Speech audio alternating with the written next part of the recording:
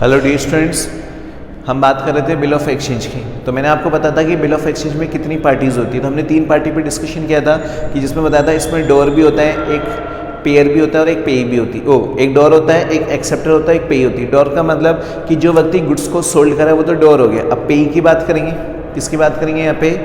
पेई और एक्सेप्टर की। एक्सेप्टर का मतलब यहाँ पे जो बायर होता है, जो इस बात की एक्सपेक्टेशन देता है हाँ कि मैंने इतने लाख रुपए की गुड्स परचेज की। और जो पेई होता है वो डोर भी हो सकता है, कोई अदर पर्सन भी हो सकता है। मैंने आपको बताया था कि जैसे मान लो अगर हम बिल इंडोर्स करें, इंडोर्स का मतलब कि बिल ट्रांसफ़र कर रहे हैं, तो उस केस में पेई कोई दूसरा व्यक्ति होगा। अगर हम बिल को बैंक से डिस्काउंट कराएंगे या बिल को हम बैंक के पास भेज रहे हैं कलेक्शन के लिए, तो ये व्यक्ति कोई दूसरे भी हो सकते हैं। तो इस तरह हम बात कर रहे थे बिल ऑफ एक्सचेंज की। तो बिल ऑफ एक्सचेंज में जो हमारा मेन कॉन्सेप्ट है वो मैंने आपको बताया था कि इसमें ड्यू डेट ऑफ बिल या date of maturity of bill, मतलब जो बिल है तो बिल की मैच्योरिटी डेट ज्ञात करना। तो मैंने आपको बताया था जब भी मैच्योरिटी डेट ज्ञात करेंगे तो इसमें हम क्या करेंगे कि जो आपकी ड्यू डेट आ रही है उसमें हम प्लस करेंगे 3 डेज एज ग्रेस की। तो जो ड्यू डेट आ रही है इसमें प्लस करेंगे हम 3 डेज एज किसके रूप में? ग्रेस की। तो यहां पे हम 3 डेज एज ए किसके रूप में करें? ग्रेस की। तो इसमें आपको कुछ पॉइंट ध्यान रखने, तो हम क्या लिखेंगे कि following points should be kept in mind, कि following points should be kept in mind। Calculation of maturity date. तो मैच्योरिटी डेट की कैलकुलेशन करते समय following points should be kept in mind। Kept का मतलब रखने चाहिए किसमें? दिमाग में। तो पहला पॉइंट कि अगर जैसे मान लो आप प्लस कर रहे हो 3 डेज, तो 3 डेज प्लस कर रहे हो। अगर मान लो कोई नेशनल हॉलीडे है, नेशनल हॉलीडे जैसे लाइक 26 जनवरी, 15 अगस्त, 2 अक्टूबर, 14 नवंबर, तो ये जो नेशनल हॉलीडे होते हैं जो हमारे प्री डिटरमाइन होते हैं, कि जो नेशनल हॉलीडे आ रहा है 26 जनवरी, 15 अगस्त, 2 अक्टूबर, 14 नवंबर, अगर ये प्री डिटरमाइन है, प्री का मतलब पहले से निर्धारित है, तो इसमें हम क्या करेंगे? 3 डेज ऐड करेंगे। तो जब 3 डेज ऐड करें तो पता चला है कि तीसरा दिन ऐड करने के बाद जो अंतिम तारीख आ रही है वो अपनी आ रही है 26 जनवरी। तो उस केस में फिर हम एक दिन पहले का मानेंगे, एक दिन पहले का मानेंगे। तो इसका मतलब 1 डे बिफोर लेंगे। 1 डे बिफोर का मतलब कि फिर हम 26 जनवरी नहीं लेंगे, फिर क्या लेंगे? 25 जनवरी। क्या लेंगे बेटा? 25 जनवरी। क्यों?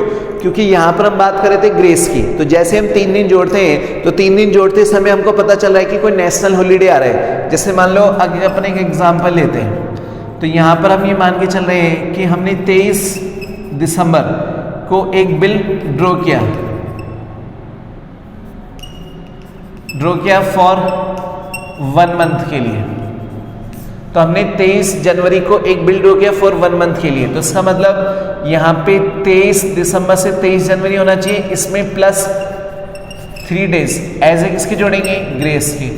तो प्लस 3 करेंगे तो 26 जनवरी आएगी। तो वैसे देखा जाए तो इसकी डेट ऑफ मैच्योरिटी वो कौन सी तारीख आ रही है? 26 जनवरी आ रही है। तो यहाँ पे जो डेट ऑफ मैच्योरिटी आएगी वो कौन सी तारीख आएगी? 26 जनवरी।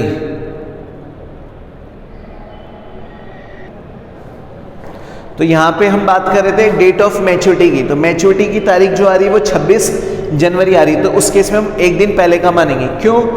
क्योंकि देखो हमने जब 23 दिसंबर को बिल लिखा एक महीने के लिए, 23 दिसंबर से 23 जनवरी होना चाहिए था, उसमें हम 3 दिन जोड़ रहे हैं, तो 26 जनवरी आ रहा है ना, तो ड्यू डेट जो होगी हमारी वो 26 जनवरी, मतलब डेट ऑफ मैच्योरिटी। तो मैच्योरिटी की जो तारीख होगी 26 जनवरी, तो ये नेशनल हॉलीडे, मतलब एक ऐसा दिन जो कि पहले से डिसाइड होता है कि भाई इस दिन छुट्टी होगी, तो उस दिन हम एक दिन पहले का मानेंगे। तो एक तो ये पॉइंट ध्यान रखना है कि जिस तारीख को अगर ड्यू डेट मतलब डेट ऑफ मैच्योरिटी आ रही है, अगर उस दिन नेशनल हॉलीडे तो एक दिन जस्ट पहले का मानेंगे। तो ये फर्स्ट पॉइंट हो गया। दूसरा पॉइंट कि यदि कोई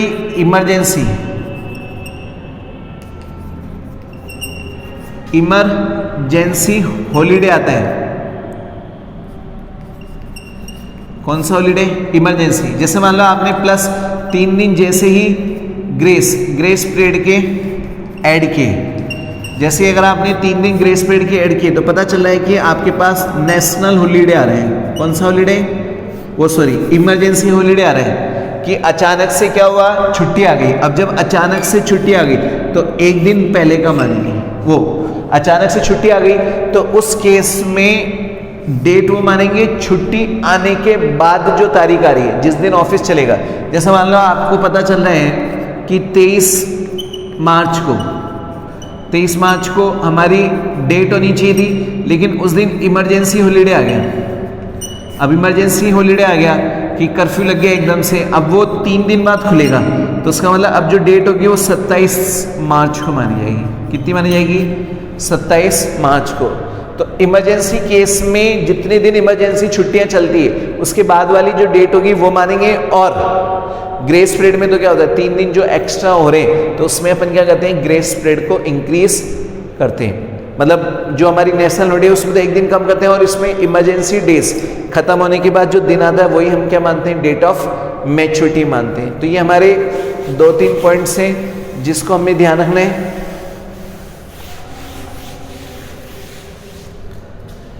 जैसे मान लो अब थर्ड पॉइंट में क्या हो रहा है, अब आपने देखा होगा कि अपने पास जनवरी से दिसंबर मंथ होते हैं, सभी के जो डेज हैं वो इक्वल होते हैं क्या? इक्वल ही होते हैं? नहीं। जैसे आपने देखा होगा कि जनवरी 31 तारीख की है, फरवरी 28 भी होती है और 29 भी होती है। जब 29 होगी तो उसको हम कौन सा ईयर बोलेंगे? Leap year. लीप ईयर क्यों बोल रहे हैं? क्योंकि हमारी जो फरवरी है वो 29 तारीख की है, ना कि 28 तारीख की। तो ये तो हमारा लीप ईयर हो गया। फिर मार्च 31 का हो गया, लेकिन अप्रैल कितना होता है? 30 का। मतलब कोई मंथ 31 का भी होता है, कोई मंथ 30 का भी होता है। तो जैसे मान लो अगर अपन ये लिख रहे हैं कि हमने 30 जनवरी को 1 मंथ के लिए बिल लिखा, अब फरवरी में 28 तारीख हो रही है, तो उस केस में अगर 30 जनवरी को लिखा है और तारीख हो रही है फरवरी में कितनी? 28, तो 28 तारीख ही मानेंगे। क्या मानेंगे? ड्यू डेट की जो तारीख होगी वो 28 ही मानेंगे। क्यों? क्योंकि अगर हम मान लो बिल जो मंथ के एंड में लिख रहे हैं तो उसका एक मंथ उस मंथ के एंड में मानेंगे। ऐसा नहीं कि वहाँ 31 जनवरी है तो फरवरी भी 31 जनवरी होनी चाहिए। नहीं तो फरवरी अगर 28 की है तो उस केस में जो 3 दिन का डिफरेंस आ रहा है वो मार्च में ऐड करेंगे। ऐसा नहीं करना है बेटा। इसमें ये करना है कि अगर जिस मंथ में 29, 30, 31 तारीख नहीं आती और बिल आप महीने के एंड में लिख रहे हो तो डेट ड्यू डेट चलेगा। एक महीने मंथ में जब दे रखा है तो मंथ में कैलकुलेशन होगी। तो जनवरी का एक मंथ पूरा कब होगा? फरवरी में। फिर आपको इसकी ड्यू डेट 3 मार्च को मानी जाएगी ग्रेस पीरियड ऐड करने के बाद। आ रही बात समझ में? हाँ, अगर आपके पास डेज में कैलकुलेशन है कि जैसे मान लो डेज में पूछा है तो फिर उसका डेज में ध्यान रखना है। तो इस तरह कुछ पॉइंट हैं जिसको ध्यान में रखकर हम क्या करेंगे? डेट ऑफ मैच्योरिटी की कैलकुलेशन करेंगे। तो मैं आपको एक एग्जाम्पल कराऊंगा, उस एग्जाम्पल से आपका क्लियर हो जाएगा। ठीक है ना? इस चैप्टर में से हमारे एग्जाम में कोई सवाल नहीं आएगा, ये खाली अपन सीख रहे हैं जिससे हमें फ्यूचर में कोई प्रॉब्लम ना हो। तो देखो अपना क्वेश्चन क्या कह रहा है? Calculate the due dates of the bill in the following cases. तो निम्नलिखित केसेस में हमें ड्यू डेट ऑफ बिल की कैलकुलेशन करनी है। तो यहाँ पे डेट ऑफ द बिल होगी, ये बिल की डेट है, और ये परेड है। ये कौन सी बिल की डेट है जो अपने ड्रॉ की थी? 1 जनवरी 2017। कितने मंथ के लिए? 2 मंथ के लिए।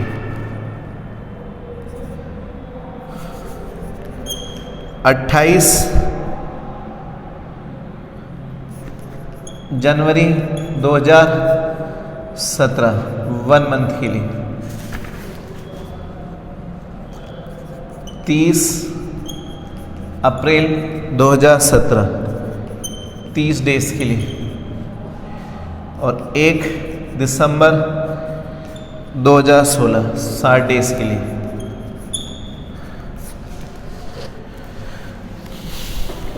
तो देखो बेटा, अब अपन को क्या करना है कि कैलकुलेशन करनी है डेट ऑफ मैच्योरिटी की। तो यहाँ पर हम क्या कर रहे हैं कि calculation of date of maturity. तो हमें मैच्योरिटी की तारीख निकालनी है। तो हमने देखा कि हमने बिल कब ड्रॉ किया था? 1 जनवरी 2017 को। कितने मंथ के लिए? 2 मंथ के लिए। तो देखो 1 जनवरी, तो जब 1 जनवरी 2017, तो पहला मंथ जब खत्म होगा 1 फरवरी को और दूसरा मंथ खत्म होगा 1 मार्च को। अब जैसे इसमें 3 दिन जोड़ेंगे तो इसका मतलब 4 मार्च आ जाएंगे। 4 मार्च 2017। अब 4 मार्च को कोई नेशनल हॉलीडे तो होता नहीं है। फिर आ रहा है 28 जनवरी 2017 1 मंथ के लिए। तो 28 जनवरी से 28 फरवरी, ये 1 मंथ हो गया, क्योंकि 28 जनवरी से 28 फरवरी। अब इसमें 3 दिन जोड़ेंगे। अब इसमें ईयर है 17। अब 17 में 29 तारीख तो आती नहीं, क्योंकि एक महीना 28 जनवरी से 28 फरवरी हो गया। अब इसमें 29 तारीख तो आती नहीं, इसलिए हम 3 दिन जो जोड़ेंगे तो वो मार्च में चले जाएंगे। तो इसका मतलब इसकी जो ड्यूट होगी वो 3 मार्च 2017 होगी। फिर 3 की बात करें 30 अप्रैल, कितने दिन? 30 दिन। तो अब अप्रैल की बात हो रही है, तो 30 अप्रैल को बिल लिखा है। इसमें ध्यान रखना, इसमें जिस तारीख को बिल लिखते हैं उस तारीख को भी हम क्या कहते हैं? इंक्लूड कर रहे हैं। तो 30 को लिखा है।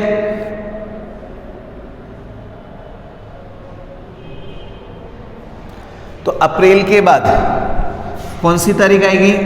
मई आएगी। और मई कितनी तारीख की? 31 तारीख की। तो 30 अप्रैल से 30 दिन, तो 30 मई होते हैं। इसमें 1 मई रह गया, इसमें 2, तो इसका मतलब 2 जून 2017 आपका क्या बन जाएगा? Grace period. फिर 1 दिसंबर 2016 को, तो 1 दिसंबर 2016, तो दिसंबर के 30 दिन। और जनवरी के 30 दिन, तो टोटल 60 दिन। इसमें 3 दिन जोड़ेंगे तो 2 फरवरी आ जाएगा। 2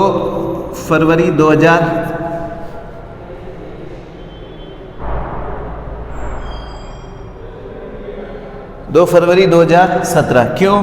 क्योंकि इसमें जिस दिन अपन बिल लिखते हैं ना उस दिन को सम्मिलित नहीं करें। अब अपन ने पढ़ा कि यहाँ पे जब आपको डेज दे रखे हैं तो हम ये मानते हैं कि हमारा जो दिसंबर मंथ है, तो दिसंबर मंथ 31 तारीख का होता है। इसमें से 31 तारीख का होता है, तो इसका मतलब 30 दिन घटाने।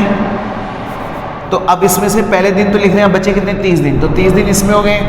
फिर जनवरी भी 31 का है तो 30 दिन ही हो गए, तो 1 दिन और बचा। तो इसका मतलब जनवरी मंथ का तो 1 तारीख, बाकी की 2 तारीख किसकी? फरवरी की। इसलिए इसकी ड्यू डेट क्या मानी जाएगी? 2 फरवरी 2017 मानी जाएगी। क्यों? क्योंकि इसमें कह रहा है कि जिस तारीख को आप बिल लिखते हो उसको तो कंसीडर करना नहीं है। तो अभी मान रहे हैं कि जब दिसंबर 31 तारीख आता है हमने 1 तारीख को लिखा, तो रिमेनिंग डेज कितने बचे? 30 हुए, आने वाले 30 हुए। तो मतलब 30 जनवरी में प्लस 3 दिन जोड़ दिए ग्रेस पीरियड के। तो हमारे पास जो बिल की डेट आ रही है वो 2 फरवरी 2017 आ रही है। आगे बच्चों, तो इस तरह अपन क्या करेंगे? डेट ऑफ मैच्योरिटी की कैलकुलेशन करेंगे। तो आपको ध्यान रखना है, डेट ऑफ मैच्योरिटी की कैलकुलेशन करते समय कौन कौन से पॉइंट को कंसीडर करना है। पहला पॉइंट ध्यान देना, पहला पॉइंट क्या कह रहा है कि अगर हम 3 दिन जोड़ते समय अगर किसी दिन कोई नेशनल हॉलीडे आता है तो उस केस में माइनस करेंगे। नेशनल हॉलीडे आता है तो 1 दिन पहले का लेंगे, और इमरजेंसी हॉलीडे आ गया जिसको पहले से किसी व्यक्ति को डिसाइड नहीं था तो 3 दिन ऐड करने के बाद अगर इमरजेंसी हॉलीडे आता है तो ऐसी स्थिति में जब तक छुट्टियां चलेगी तब उसके बाद वाला दिन हमारा ड्यू डेट मानी जाएगी। और अगर किसी मंथ में जैसे मान लो 29, 30 या 31 नहीं आ रहे, जैसे मान लो हमने 28 जनवरी को बिल लिखा या 30 जनवरी को बिल लिखा 1 महीने का, तो उस केस में उसकी ड्यू डेट 28 फरवरी मानेंगे और उसमें 3 दिन ऐड करेंगे। क्यों? क्योंकि अब 29 फरवरी से 29-28 तो हो नहीं सकती ना भाई, 29 फरवरी से 29 फरवरी तो हो नहीं सकती, या 30 फरवरी से 30 फरवरी तो हो नहीं सकती। तो उस केस में फिर हम ये मान के चलते हैं कि अगर आपने बिल 29 फरवरी को लिखा है तो 28 फरवरी को ही 1 मंथ कंप्लीट माना जाएगा, उसमें हम 3 दिन ऐड कर देंगे। आगे बात समझ में आ गई? तो इस तरह पॉइंट ध्यान रखना है, और जिस दिन बिल लिखते हैं उसको कंसीडर नहीं करें। अब हम क्या बोल रहे हैं कि हमने 1 दिसंबर को भी लिखा, तो अब दिसंबर मंथ के 30 दिन रहेंगे और जनवरी मंथ के 30 दिन, तो इसका मतलब जो ड्यू डेट है वो 30 जनवरी को होनी चाहिए। इसमें 3 दिन जैसे हम ग्रेस पीरियड ऐड करेंगे तो हमारे पास 2 फरवरी 2017 को क्या मानी जाएगी? ड्यू डेट मानी जाएगी। ठीक है बच्चों?